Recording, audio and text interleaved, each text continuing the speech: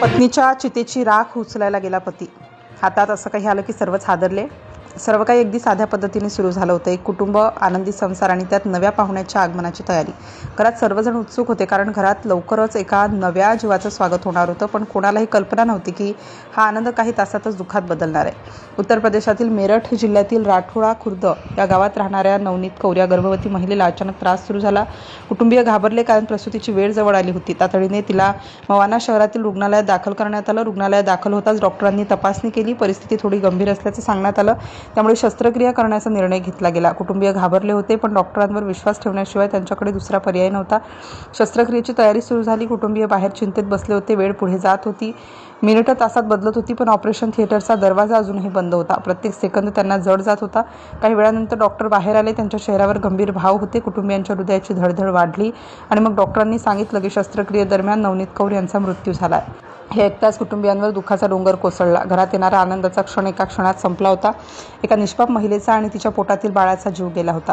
कुटुंबियांना काहीच समजत नव्हतं, पण दुःख सहन करत त्यांनी तिच्या पार्थिवावर अंत्यसंस्कार करण्याचा निर्णय घेतला. गावात शोककळा पसरली. सर्वजण हळहळ व्यक्त करत होते. अंत्यसंस्काराची तयारी झाली. पार्थिवाला स्मशानभूमीत नेण्यात आलं. रडत रडत कुटुंबियांनी अंतिम निरोप दिला. चिता पेटली आणि काही वेळात सर्व काही राखेत बदललं. सर्व काही संपलं होतं, पण कोणालाही कल्पना नव्हती की खरी धक्कादायक घटना अजून बाकी आहे. दुसऱ्या दिवशी पती अस्थी गोळा करण्यासाठी स्मशानभूमीत गेला. वातावरण शांत होतं.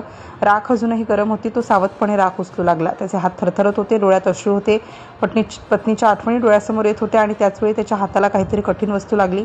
त्याने राख बाजूला केली. पुन्हा हात लावला. त्याला वाटलं एखादा दगड असेल, पण वस्तू वेगळी वाटत होती. त्याने ती हळूच उचलली आणि पाहताच तो हादरला. त्याच्या हातात असं काही आलं होतं की काही क्षण तो बोलूच शकला नाही. त्याने पुन्हा नीट पाहिलं आणि मग त्याच्या अंगावर काटा आला.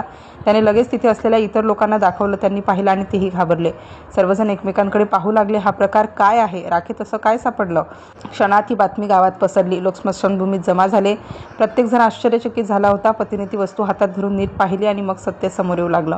कुटुंबियांनी लगेच प्रशासनाकडे धाव घेतली. रुग्णालयाविरोधात तक्रार दाखल करण्यात आली. सर्वजण संतप्त झाले होते.